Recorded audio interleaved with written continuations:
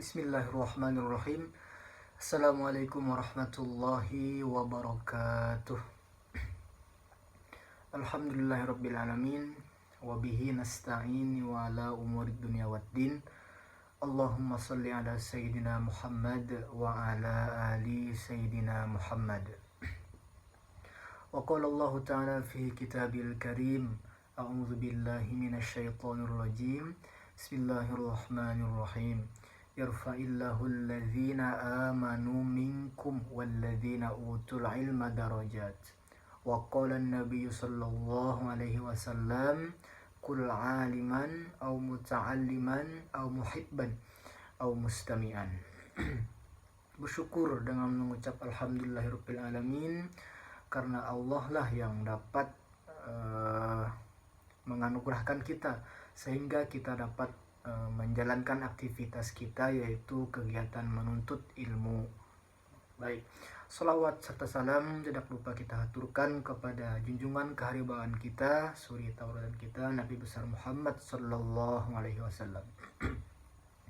Baik adik-adik sekalian, hari ini Sabtu tanggal 9 Agustus 2021, tepatnya kita alhamdulillah dipertemukan pada pertemuan perdana kita, pertemuan awal kita di kelas 12 Keagamaan 2 Man 3 Banjar, yang mana pada kali ini kita akan mempelajari mata pelajaran Al-Quran Hadis pada bab 1 tentang pola hidup sederhana dan menyantuni duafa. Baik, sebelumnya kalian sudah mempelajari materi ini, yaitu dengan kakak Rabiatul pada bab 1 awal, yang mana di situ kalian mempelajari materi tentang beberapa surah Al-Quran. Ada 4 atau 5 surah di situ yang berkenaan dengan pola hidup sederhana dan menyantuni duafa. Kita ulang sedikit.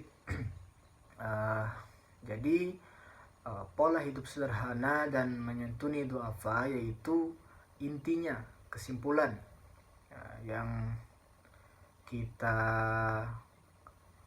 dapatkan pada pembelajaran sebelumnya kalian, bahwasanya bagaimana dalam beberapa surah Al-Quran itu kita diajarkan untuk bagaimana hidup sesederhana mungkin, untuk tidak boros, untuk selalu berbagi kepada sesama, kemudian juga bagaimana selalu mensyukuri nikmat Allah Subhanahu wa taala, kemudian menerapkan perilaku sabar.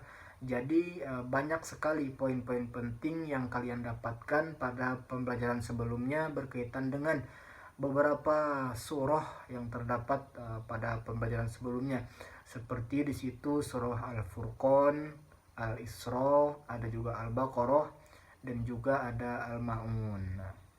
Baik adik-adikku sekalian yang saya banggakan, adapun pada kali ini kita akan mempelajari tentang pola hidup sederhana dan menyantuni kaum duafa, yaitu yang berkaitan dengan hadis-hadis Nabi Muhammad sallallahu alaihi wasallam. Nah, sebelumnya kalian mempelajari tentang firman-firman Allah Subhanahu wa taala, kalamullah. Nah, adapun kali ini kita akan membahas tentang kalamnya Nabi besar Muhammad sallallahu alaihi wasallam, sama dengan berkaitan dengan pola hidup sederhana dan menyantuni duafa. Baik, pada kali ini hadisnya ada 3 atau 4 ya. Kalau sempat 4, kalau tidak sempat 3 ya. Ada 3 hadis. Nah, baik, sebelumnya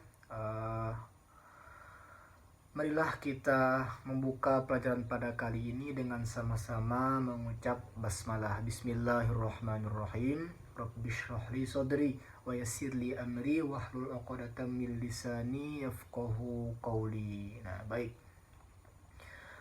Ada 4 hadis tentang pola hidup sederhana dan menyantuni kaum duafa. Nah, baik adik-adikku sekalian yang Bapak banggakan, sebelum saya menyampaikan materi pembelajaran pada kali ini, ada 3 hal yang Bapak sarankan untuk kalian wajib bisa diterapkan pada kehidupan kalian. Yang pertama, setelah kita mempelajari ini, Bapak harapkan kalian semuanya untuk dapat bisa membaca hadis-hadis Nabi Muhammad yang berkaitan dengan materi ini dengan baik serta terjemahannya. Kemudian Bapak harapkan juga kalian mestinya harus dapat memahami tentang materi yang Bapak ajarkan.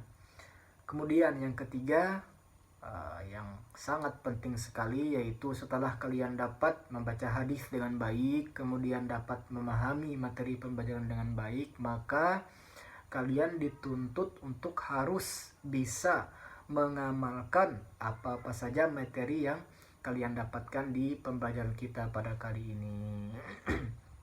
Baik, memasuki hadis yang pertama, kita lihat hadisnya yang berbunyi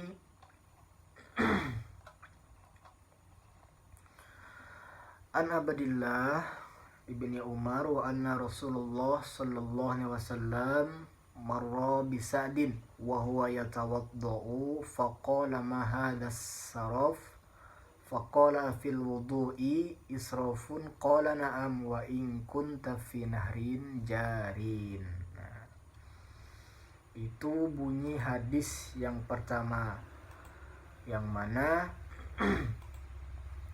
pengertian daripada hadis tersebut adalah, sama-sama kita dengarkan dengan baik hadis bunyinya tadi.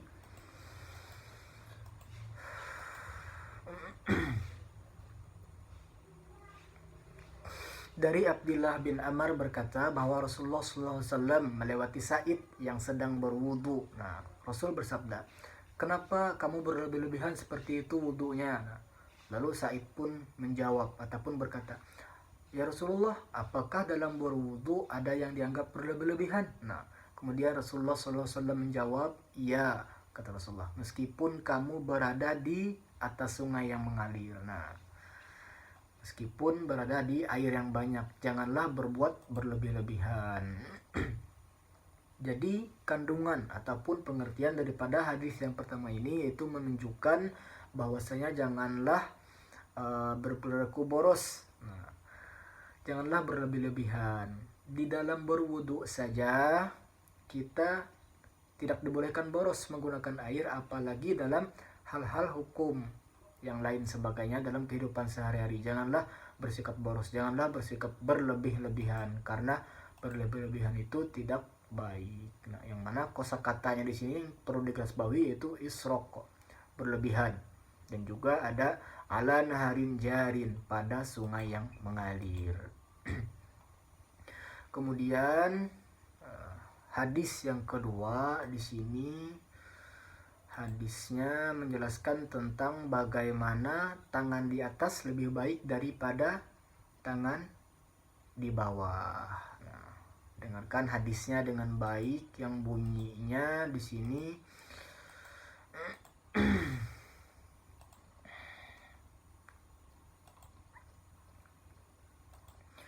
Haddatsana Musa bin Ismail haddatsana Wuhaibun haddatsana Hisham an Abi Hakim ibn Hizam radhiyallahu anhu anna Nabi sallallahu alaihi wasallam qala al-yadul ulya khairum minal yadi sufla wa bada biman ta'ulu wa khairus sadaqah an zahri ghina wa may yasta'fif yu'ifallahu wa may yastaghni yughnihillah wa an Wuhaibin qala akhbarna Hisham an abihi an Abi Hurairah radhiyallahu anhu anna Nabi sallallahu alaihi wasallam bihadza. Yang artinya kata Nabi Muhammad sallallahu alaihi wasallam, tangan yang di atas lebih baik daripada tangan di bawah. Maka mulailah untuk orang-orang yang menjadi tanggunganmu, kerabatmu, dengan sedekah yang paling baik adalah orang yang sudah cukup untuk kebutuhan akan dirinya sendiri. Maka barang siapa yang berusaha memelihara dirinya, Allah akan memeliharanya Dan barang siapa yang berusaha mencukupkan dirinya, maka Allah akan mencukupkannya. Itu bunyi hadis yang kedua, tentang yaitu tangan di atas sangat jauh lebih baik daripada tangan di bawah.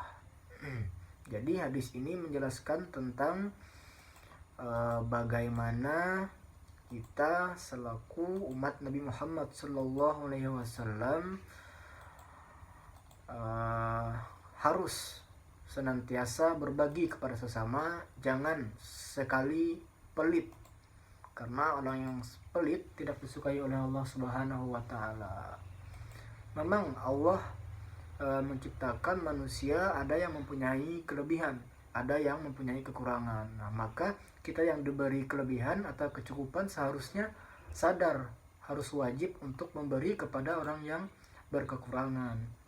Maka tanamkan dalam diri kita pribadi yang selalu memberi, jangan menjadi pribadi yang meminta. Nah, itu ya, sangat lebih baik untuk memberi itu.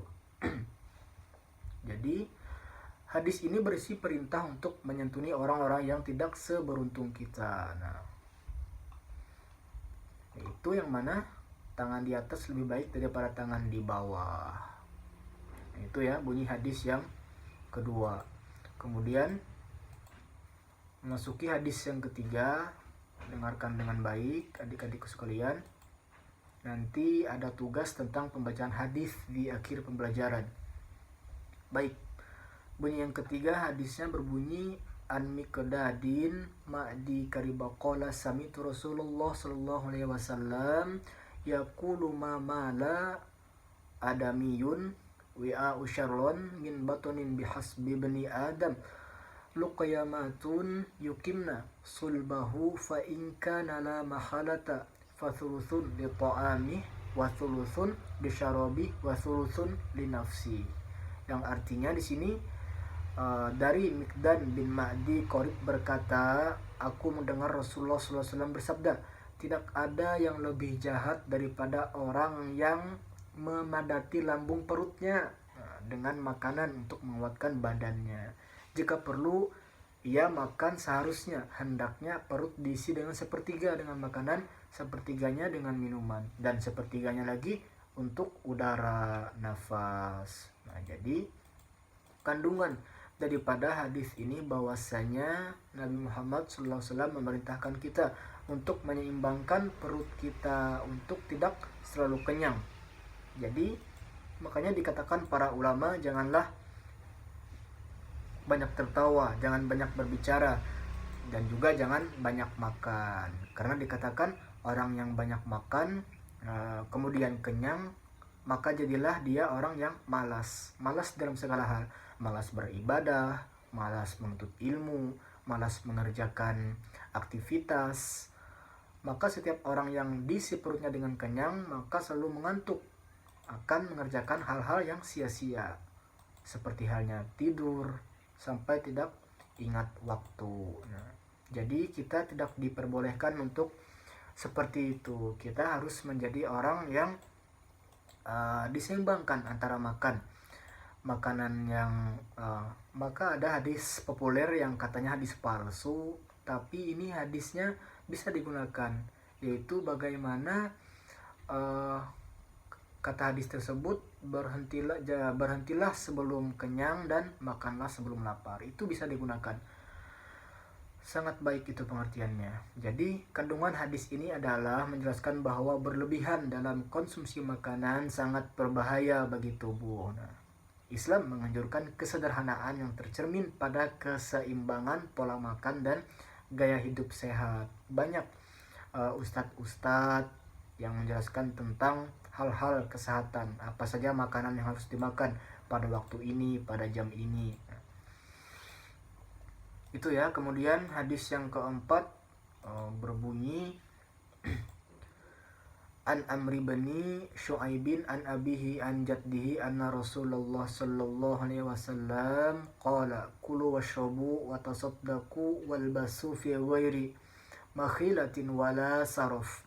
Dari Umar bin Syu'aib, dari bapaknya, dari kakeknya, ia berkata, Rasulullah SAW bersabda, makanlah dan minumlah, bersedekahlah dan berpakaianlah, tidak sombong dan tanpa berlebih-lebihan. Nah, jadi hadis ini sama seperti hadis-hadis sebelumnya, yaitu mengatakan bahwasanya selalu kita bersikap sederhana, selalu bersedekah, berbuat baik kepada orang lain dengan bisa kepada sesama dengan selalu memberi apabila kita berkecukupan. Nah, jadi kesimpulan yang dapat kita ambil pada pembelajaran kali ini bahwasanya hadis ini mengatakan janganlah kita bersikap berlebih-lebihan, janganlah kita berperilaku boros, janganlah makan berlebih-lebihan, disedang-sedang saja. Kemudian dalam berpakaian jangan sampai berlebih-lebihan, jadilah orang yang sederhana. Nah, mungkin itu materi pembelajaran kita pada kali ini. Kurang dan lebihnya mohon dimaafkan. Semoga bermanfaat, semoga dipahamkan, dapat dipahami. Semangat terus adik-adikku sekalian dalam menuntut ilmu, walaupun dalam pembelajaran daring ataupun online ini tidak menjadi kendala bagi kita dalam menuntut ilmu. Terus semangat dalam menuntut ilmu. Baik, mungkin cukup sekian pertemuan kita pada hari ini. Bapak akhiri, wabillahi taufiq wal hidayah, waridho wal inayah. Assalamualaikum warahmatullahi wabarakatuh. Wallahu a'lam bishawab.